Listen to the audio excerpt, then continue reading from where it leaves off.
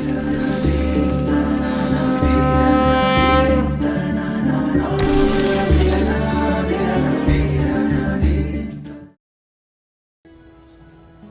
શ્રી સ્વામિનારાયણ. વહાલા ભક્તો, ભગવાન શ્રી સ્વામિનારાયણના દીક્ષિત નંદ સંત જીવન ચરિત્ર પરમહંસ ગાથા ભાગ પહેલો, મોટા વ્યાપકાનંદ સ્વામીનું જીવન કવન. વ્યાપકાનંદ સ્વામી ભૂમા પુરુષના લોકમાં ગયા. વ્યાપકાનંદ સ્વામી તો અખંડ ભગવાન સ્વામિનારાયણની સાથે એકતા અનુભવે છે. અલૌકિક દૃષ્ટિવાળા સંત છે. એટલે સ્વામિનારાયણ ભગવાન જ્યાં જવાનું કહે ત્યાં તુરંત જઈ શકે. ત્યાર પછી સ્વામિનારાયણ ભગવાને સ્વામીને ફરી આજ્ઞા કરી કે તમે ભૂમા પુરુષ પાસે જઈ આવો. ત્યારે વ્યાપકાનંદ સ્વામી સમાધિ કરીને ગયા અને પાછા આવ્યા અને કહે, મહારાજ ત્યાં તો રસ્તામાં 1000 માથાનો મોટો દૈત્ય ઊભો છે. એ વાત વર્ણવતા હરિલામૃતની અંદર બિહારીલાલજી મહારાજ લખે છે, કહ્યું દૈત્ય છે રસ્તા મોજાર, મોટી કાયા ને માથા 1000, જવા દેતો નથી મને ત્યાંય, માટે શી રીતે મુજે જવાય. કહે કૃષ્ણ નહીં મન હારો, કાયા તેના થકી મોટી ધારો, યુદ્ધે જીતીને રસ્તે સીધાવો, ભૂમા પુરુષ કને જઈ આવો. સુણી એવું સાધુ સીધાવ્યા, મોટા અસુરની આગળ આવ્યા, દુષ્ટ તે બહુ લાગ્યો ડરાવા, કહે નહીં દઉં આગળ જાવા. સાધુએ ઘનશ્યામ સંભારી, કાયા દૈત્યથી બમણી વધારી. પછી યુદ્ધ કર્યું દૈત્ય સંગે, સંગ માર મારી ભાંગ્યા એના અંગ. પડ્યો પાપી તે પૃથ્વીમાં જ્યારે, સાધુ ચાલી આગળ ત્યારે. બીજો દૈત્ય દીઠો તે હવાર, દીઠા મસ્તક 10,000. કરી ક્રોધ બોલ્યો ખોલ બોલ આવા, વળ પાછો નહીં દબ જાવા. સાધુ પાછા વેળા સાક્ષાત, આવી શ્રી હરિને કહી વાત. આવી રીતે પોતે મહારાજની પાસે આવ્યા છે અને મહારાજને વાત કરી. આવું થયું.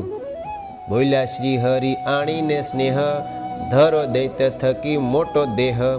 એને જીતીને આગળ જાવો, છતાં શક્તિ ન બીકણ થાવો.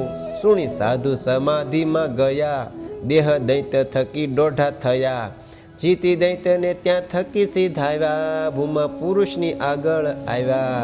આમ પોતે વ્યાપકાનંદ સ્વામી ભગવાનની કૃપાનું પાત્ર ઠર્યા અને ભૂમા પુરુષના લોકમાં ગયા હો.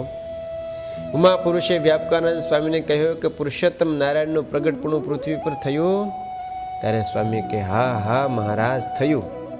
વાર્તા સાંભળીને પોતે અતિ ગદગદિત કંઠે થઈ રાજી થયા અને વિનંતી કરી સ્વામીને પોતાના સિંહાસન ઉપર બેસાડ્યા અને સાધુ જાણીને, સાધુનો મહિમા સમજીને અતિ સુગંધીમાન પુષ્પ ચંદા આદિ કઈ પૂજા કરી. આનંદ થયો, રાજી થયા. સ્વામી ભગવાનના સમાચાર પૂછ્યા અને કહે, મને પ્રથમ ભગવાને કહ્યું હતું, અમે જ્યારે આ બ્રહ્માંડમાં પધારશું ને ત્યારે તમ પાસે એક સંતને મોકલીશું. ખરેખર એ વાત આજ સત્ય થઈ. કેમ જે પુરુષોત્તમ નારાયણના પરમાંશ સિવાય બીજા કોઈથી આ લોકમાં આવી ન શકાય. આજ ભગવાન સ્વામિનારાયણે મારો અવસર સુધાર્યો, મારું વેણ મન માન્યું, મને ખુશ કર્યો, મને રાજી કર્યો. તમે ખરેખર પ્રગટ પરમાત્માને વાત કહેજો. હવે કહો હરિની ચેષ્ટા સાર, મારે સાંભળવા બહુ પ્યાર. કહે વ્યાપકાનંદ હું શું કહું, આજવા વરે સામર્થ્ય બહુ. ત્યારે કહેશે કે સ્વામી મારે ભગવાનની વાત સાંભળવી છે, આ પ્રગટ પરમાત્માની વાતો કહો. સ્વામી કે શું કહું, અનંત સામર્થ્ય ઐશ્વર્ય પોતે વાવરે છે. એવી રીતે બંને જણે સ્વામિનારાયણ ભગવાનના મહિમાની વાર્તાઓ સારી પેઠે કરી સાંભળી. તે સમયે તે લોકમાં 4 ભુજાવાળા મુક્તો હતા. તેમને ખબર પડી ધરતી ઉપરથી સંત આવ્યા છે અને આપણા પરમેશ્વરે પોતાના સિંહાસન ઉપર બેસાડી એની ખૂબ સેવા સરભરા કરી છે, સન્માન કર્યું છે, માટે જરૂર કોઈ મહાન હોવા જોઈએ એમ સમજીને બધા જ મુક્તો ભેગા થયા છે. વ્યાપકાનંદ સ્વામી પાસે આવ્યા છે અને પ્રભુ ઈચ્છાથી સ્વામીએ સર્વે મુક્તોને પુરુષોત્તમ નારાયણના મહિમાની બળભરી વાતો કરી. પુરુષોત્તમનો મહિમાય સંભળાવ્યો તે સમિત્યાય, વળી આશ્રય હરિનો કરાયો, દ્રઢ નિશ્ચય દિલમાં ઠરાયો, લેતા સ્વામિનારાયણ નામ પહોંચાડીયા અક્ષરધામ, કર્યું સાધુએ એટલું કામ, પછી આવ્યા જ્યાં છે ઘનશ્યામ. આવી રીતે ભગવાનનું કામ કરીને આવ્યા છે.